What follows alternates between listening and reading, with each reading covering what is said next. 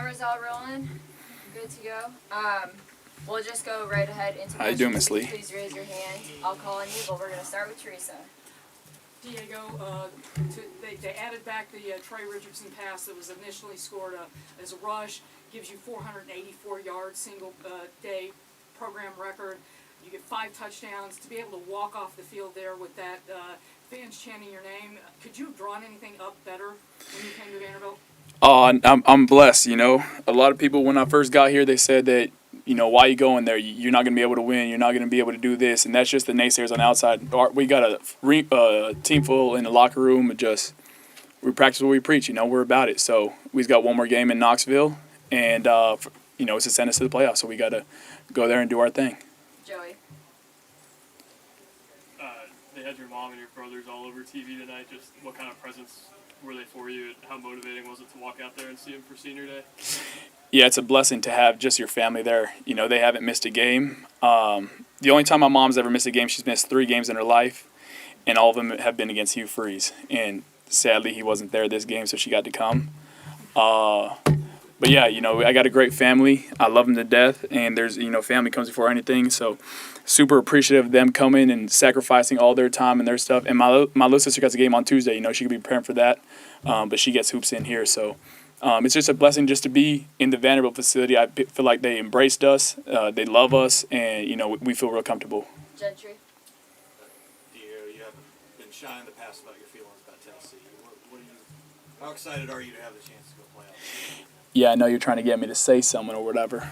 But yeah, I've heard a lot about the stadium. I'm super excited. Just, you know, we got everything we want ahead of us. So just to have that, you know, there, and I want to play for my brothers, you know. So. Billy. I know there's a lot of talk about a certain 5-star quarterback in the area. Have you thought about the future of Vanderbilt football at your position after you leave? Yeah, I won't talk too much about it, you know. Obviously, I know Blaze well, too. Blaze is my dog. I believe in him. And I've preached that to others, but I think Jared is, you know, the next big thing here. And so I hope to keep him here in Nashville. I think he's a talent. When I watched him, his arm is crazy. Reminds me kind of like Mahomes and stuff. So, yeah, I'd love to come back to watch Blaze and then watch him. Joey. Just. I don't know if this is your last game here. I know this place has meant a lot to you. Just how will you remember playing at First Bank, and what do you want people to remember about your time at it? I don't know. You know, I just want my teammates to know that regardless of what path we all take, you know, I'm going to be there for them regardless. Those are my brothers in there, you know. So I got their back no matter what from here on out. And, you know, they've been a true blessing for me. And obviously tonight was a big game for me. But all season long, they've had my back through ups and downs. So I love those guys, and I can't wait for our legacy here. Lauren, in the back. Diego, that moment where, you know, you were doing the heart to the fans and then met some of your coaches and teammates for your curtain call. What were some of the emotions in that moment for you? Yeah, well, I embraced Coach Lee. He took a chance on me, and then I embraced Coach Kill. You guys know Coach Kill's the reason basically why I'm here.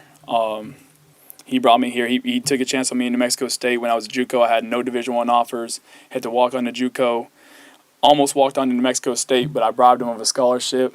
And you know, I'm just like, God has put me in this path for a reason. Through like these struggles and stuff, just, you know, to amplify and to bring like people together. I feel like that's my superpower, is just bring everyone together. And so it was an amazing feeling. I'm super thankful for the crowd, the fans. They showed up this year, you know, and so to come back and watch, you know, some of the guys next year play, it'll be awesome to see.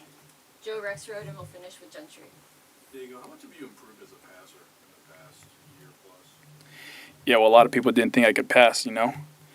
And you check these last 3 games out, when they let me throw it, it speaks for itself. But yeah, I just want the NFL to know too, like, I'm NFL ready, you know, and I want my chance just like everyone has their chance. And I could do anything. I feel like I'm the best player in college football right now. Last question, Gentry. Diego is a guy who has been down in a lot of your career and talked a lot about that. Do you think Vanderbilt was the perfect fit for you because you came into a program that's been down in a lot? The perfect fit. And I say this all the time. Like, my JUCO wasn't really successful, and then we just had a band of guys just go there. We had a terrific running back there too. Started winning. Then New Mexico State, Coach Keel lifted us up. We were, I don't know, there was like the worst program in, I don't know, for how many years, and then we won 10 games. So I just feel like I'm a chip on the shoulder guy, and you put us in. Thankfully for Coach Keel, he gave me a chance, and I feel like we got a bunch of misfits in there, and that's how we're represented. We don't care, and so you look at Trey Richardson. He had a career night tonight too, and he's a D2 kid, So Eli Stowers, washed up quarterback, I guess. But you look at him, like, he's a first-round draft pick. So it's just all over the field. Our O-line, our defense. A lot of people doubted us, so we're here to make a point. Thanks, everybody. Blessings, y'all.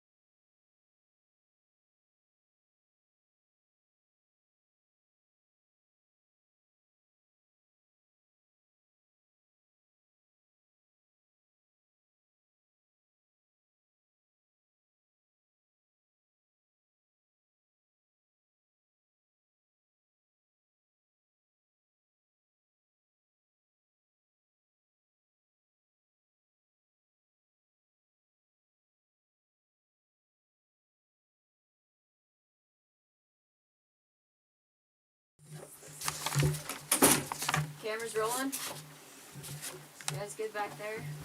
Coach will start with an opening statement, and then we'll go into questions. Please raise your hand. It was a night for our seniors, and I'm really proud of the way the team rallied around that cause and showed up and played played in a way that represented the guys that have given so much to this program. Some of those guys we've talked about this week have been here for 5 years, some of them 4, some of them 2, some of them 1. You know, some of them been here for 8 months, but they've all left an imprint on our program, and you know, that's a group that led us to the first undefeated season at home here since 1982. It's a group that's led us to 9 regular season wins for the first time since 1915. And it's a group that deserves the attention and respect that they've gotten. And I'm grateful for them. And I hope that I coach in a way that represents their toughness, their commitment. And I'm really proud of them and happy for them too. So it was our night, it was their night, and this team showed up for them. And I thought we handled ourselves coming off the bye week really well. Sometimes these late season byes can disrupt a little rhythm. This group was ready to play, and you know, we put together a performance that I think you know, we need to be proud of and we need to celebrate. And so with that, I'm happy to answer questions. We'll start with Teresa. Here you go. Oh, thank you, John. Joe's going to hold it for you, and That would be that's good. you're at a whole nother level now, Teresa. I need the extra help. Clark, with everything that was accomplished today, the performance that Diego turned in, you know, how much has he blossomed as a passer this year? And that performance to do something that hadn't been done ever, topping what Whit Taylor did back in 1981. What does he mean to this team? Well, I mean, he's, you know, I don't know. I think I've run out of things to say. I mean, I believe you may be referencing single season record for total yards and then single game record for passing yards. I love how we've evolved our system too to fit his strengths. I think spreading the field out and letting him spray the ball around. Our receiving group has stepped up a ton. And also our offensive line giving him space and protection. But you asked about Diego, and you know we you know I've said this every week, but you know, in my mind, he's the best player in the country. He deserves to be in the Heisman conversation. He tips the field when he steps on it. There's only a few players in the world that, when the ball's in their hand, they can take over a game. He's done that repeatedly here, and I think we've really found a chemistry and rhythm with what his skill set is and how we best put him in good positions. And we did that tonight, and obviously his numbers reflect that. So I'm happy for him. He deserves this. My God, you know, and this is a guy that has been doubted every way you can be doubted, and you know, counted out. And all he's done is bet on himself. He's taken risks. He's leaned into trust. He's shown up and done the work, and I hope everyone's paying attention. I know my children are. I mean, this guy is one of one, and he's a great role model and a great team member, and we are grateful for what he's done for us. Gentry, then Billy. Yeah, Clark, when you get into late third quarter, early fourth quarter, are you having to think about the playoff and some of being aggressive offensively, maybe still trying to impress some people who weren't here today? You know, I don't know what matters and what doesn't. You know, I would say that I want to do everything I can to best position our team to be successful, and there's a balance there between maintaining kind of that aggressive posture and also protecting, you know, the guys that are going to need to be out there to play for you when you get there. And so, you know, we wanted to play competitive football up until the point in time where we got in the fourth quarter and we felt like it was time to pull back and give other guys a chance to, you know, build some of that depth out, and then also honor some seniors that haven't played a lot of football. But I wasn't going to pull back just because this needed to be a statement win for us. And Gentry, I'm going to be honest, that was as much about our seniors as it was about whoever is making the decision to count us in or count us out. The way I see it, you know, we need to be focused now on finishing at Tennessee and finishing in Knoxville, that's how we give ourselves the best chance. So I wanted the performance for our seniors. Obviously, we want to play as long as we can possibly play, and we want to keep our goals within reach too. I'm not so sure how much the score margin counts or doesn't count. I just, we want to play the best we can play. Billy? Some of the TV cameras, I think, caught you and Diego's conversation. Looked like he was, trying to plead his case to stay in, and you were, kind of voicing your opinion. What was that conversation like? And then, kind of gauging, okay, how long do I leave him in here? I said to him, "You're done," and he said to me, "Coach, please," or whatever. I said, "No, we're aiming for a championship. I want you healthy for the playoffs." And he came back and said, "Please," and he doesn't ask for much. And you know what? Maybe I'm wrong. I mean, I felt like at the third point at which he stopped me and said, "Can I please go back out there?" It almost felt like, man, I owe him this. I owe him the chance to go back out. And so we did. We sent him back out. And after that, that was the drive that ended in the interception. And ultimately, he knew that needed to end the night. But again, a ton of respect for him, and I appreciated his desire to want to be back out there. Graham, then Dylan. Yeah, Coach, one of the seniors that had a moment tonight was Kobe Taylor with an interception. He looked a little emotional coming out of the tunnel as he was being honored today. Can you just talk about his impact on the program, just what he means to this team? Well, he means a lot to me personally. I mean, this is a guy that has been through a lot in life, and he's taken time to lean into trust here and to understand kind of what this program is doing and helping him. And we had a challenging year last year. It was just up and down for him. And in January, we really had to have some kind of, direct conversations. I mean, this is such a spirited guy. And I mean, if you come out to practice, he is every day with energy and spirit, enthusiasm, loves football. And I can't say enough about the consistency he's found this season. It's not perfect, but he's playing at a high level and he's being a great teammate. And on the whole, he's found that rhythm and kind of that peace and that trust.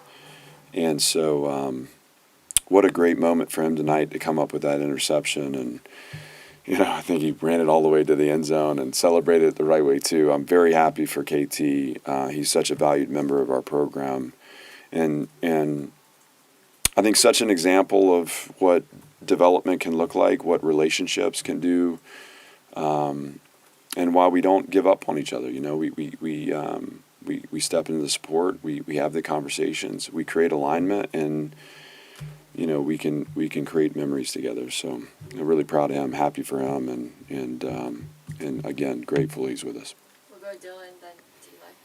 Yeah, Coach, secondary has struggled at times in the past couple of weeks. It looked like Mark Davis got the start there. What have you seen from Mark in his growth over the past couple months, and also what was your general assessment of the secondary play today? Well, I thought defensively we were organized tonight.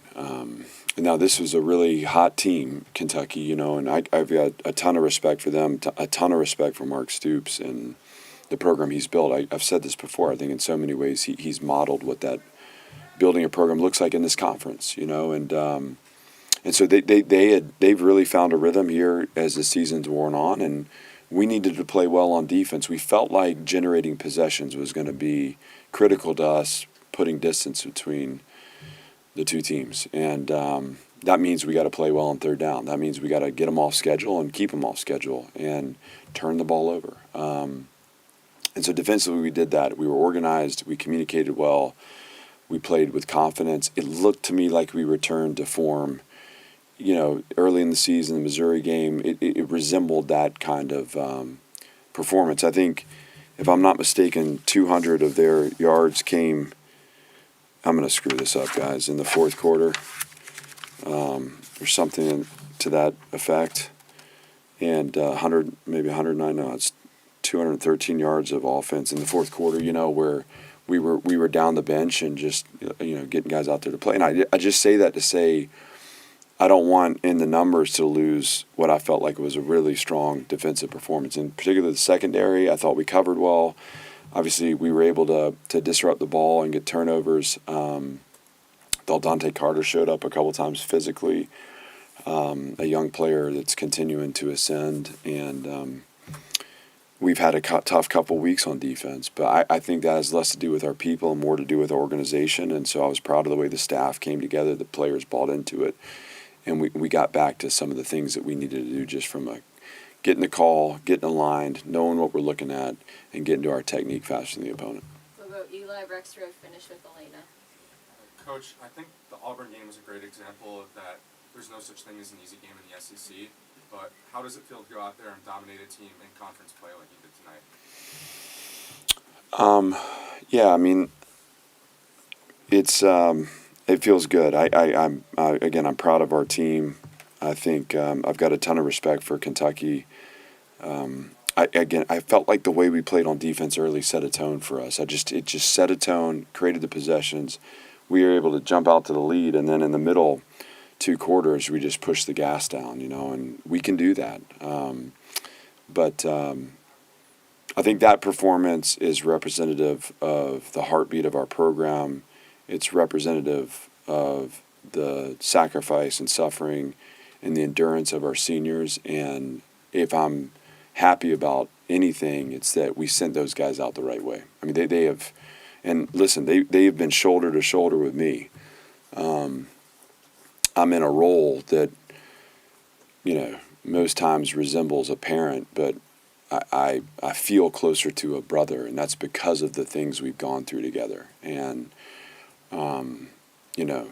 as they move on, I just want to make sure that they are honored for what they've contributed.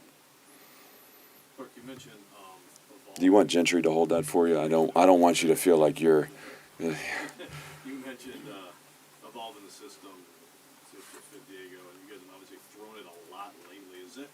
Does that represent improvement on his part, or just sort of just giving him more opportunities to do it as a passer?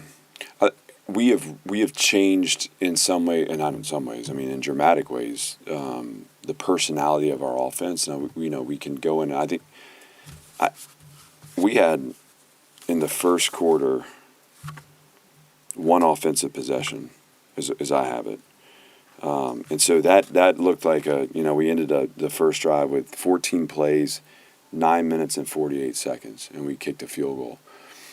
One of the charges, as we kind of turned the page on last season to this season, is how do we become more explosive on offense? Well, one way we found to do that is change tempo, get our skill out there, spread the field out. Diego sees it really well, and let him cook, And so that system evolution obviously has been a part of our kind of understanding of what it's going to take for us to win, and how we win as many games as we possibly can.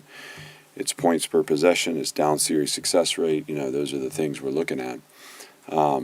There's no question he's evolved. There's no question this game is really slow for him. And I think when we put him in those situations where we can get the defense on their heels, he makes them pay if they're not, in the right position. And sometimes you use that tempo just to slow the defense down a little bit. And now all of a sudden we got really explosive skill and space and a guy with the ball in his hand that knows what to do with it. So it's a combination of those things, but really a testament to how versatile he is as a player. And and a credit to Tim Beck too. I mean, I can't say enough about what Tim's meant and his leadership on that side of the ball. I mean, pretty remarkable. Last question to Elena. Trey Richardson had a really big game today, 3 touchdowns. What did you make of his performance? It was explosive. I mean, he got a game ball for us. I had him at 6 catches for 154 yards, 3 touchdowns. I mean, 2 of those I felt like were just him getting behind and outrunning the secondary, and good pass and really nice catch. But, I mean, his speed you feel his speed out there. He had the kickoff return too, and you guys are going to look at that and, that's a real play. It got called back for a hold, but, sometimes that happens. I mean, not a lot of people that can impact a game that way. Trey can. We're glad to have him, and I've been so impressed with how he's come in, and he has his son. He's battled some personal adversity. He's moved around a bunch in college. A new setting, new conference, new teammates, new coaches, and he has just been totally himself. And he's comfortable and he's confident and he's made great connections and he's such a smart player. I mean, he's so smart in the meeting rooms. And when he gets out in the field, all that gets him in the right position, and then he can hit the accelerator and run past you, And so he's been a great story this season, and obviously had an elite night tonight, and I'm very, very happy for him. Thanks, everyone. Thank you, guys. Appreciate it.